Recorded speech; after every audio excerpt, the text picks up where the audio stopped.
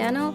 Today I am sharing the third and final video in the canvas series where I try to fix my failed acrylic pours. If you haven't watched the first two videos in the series, I highly suggest you do so, and you can find the link down in the description below and up here in the corner.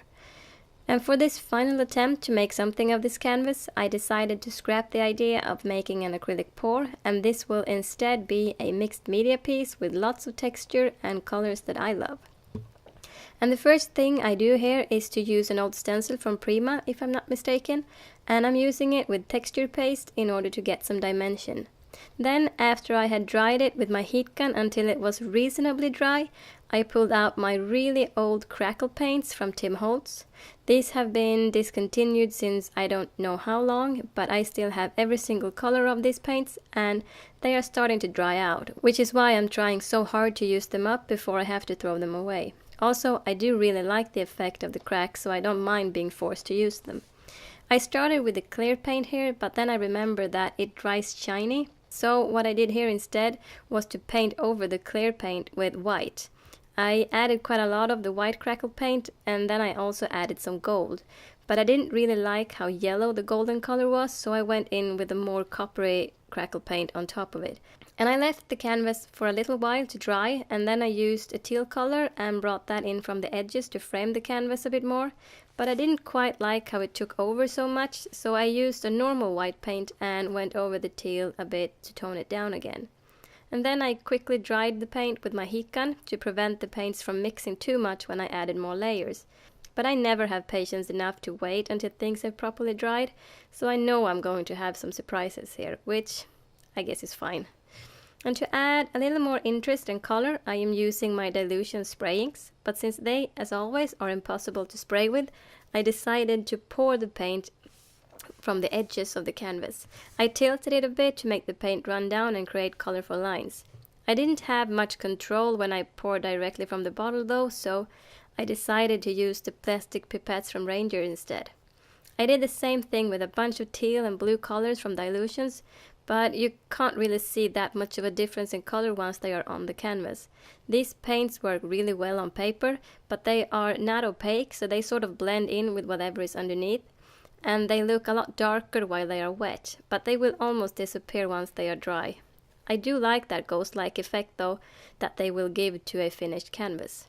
And to get a little more brightness, I added some water to what was left of my white paint, and I used the same eyedropper to add some white splatters to the canvas and pour the white paint from the edges. But since these Dylusions inks will react with water, it doesn't matter if I wait for them to dry on the canvas or not, they will still mix with the white when I pour it down the side.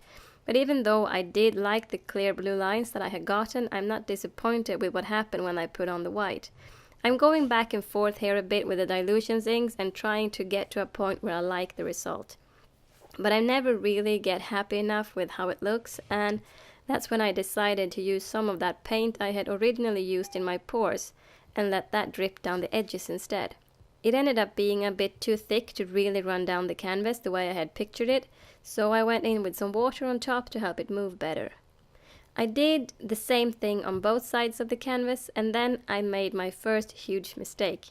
I liked the stripes and a lot of the details that I had in the middle, but it was too bright in there with all that white. And I just took one of the spray inks and I misted the whole middle portion with teal. And that was not a good idea since it turned everything into a teal colored mess. Had I waited for the acrylic paints to dry, I could have just used water to basically remove all the color I had sprayed on, but since I didn't, I had no choice but to go with it. And what I did was to use water anyway, even though I knew it would mess up everything I had done up to this point. But I sprayed the edges with pure water and let that run down the canvas, and at first it did look kind of promising, but after just a few seconds the paints on the canvas had mixed too much that it was almost one solid color that covered the whole thing. And this wasn't what I wanted at all, so I tried going in with a paper towel and dabbing off the top layer of paint in the hope that I would get back some of that white that was underneath. It did what I thought it would, but I still didn't like it and decided to simply swipe the colors across the canvas instead. And this made me very happy, at least. I know it doesn't look like much on video, but the contrast in real life was amazing and the underlying textures really popped up, and there was something about it that I really liked. So I decided to keep this and to let it dry for a few hours so I wouldn't mess it up. And while the camera was off, I accidentally put the lid from the white paint onto the canvas and it gave me this white circle. So to fix the mistake, I deliberately added more of them. Then when the paints were almost completely dry, I went in with some fluid acrylic in copper to add something extra to the painting. I tried letting it run down the canvas like I had with the other paints before, but I didn't like the look of it here, and I tried blowing on the paint to spread it out. But it ended up looking like some sort of weird plant, and that wasn't what I wanted either.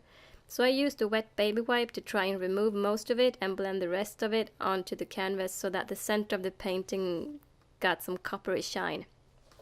It worked out really well, and the paint sort of caught at the raised edges of the texture paste and gave it a nice detail.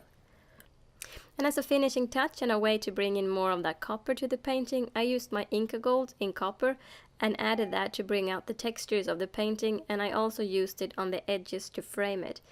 I really like how it turned out, and this series of failed pours ended up being one of my favorite pieces in the end. And I hope you like it too, and if you do, please give this video a thumbs up and don't forget to subscribe if you want to see more videos from me. Thank you so much for supporting me, and I will see you again in my next video.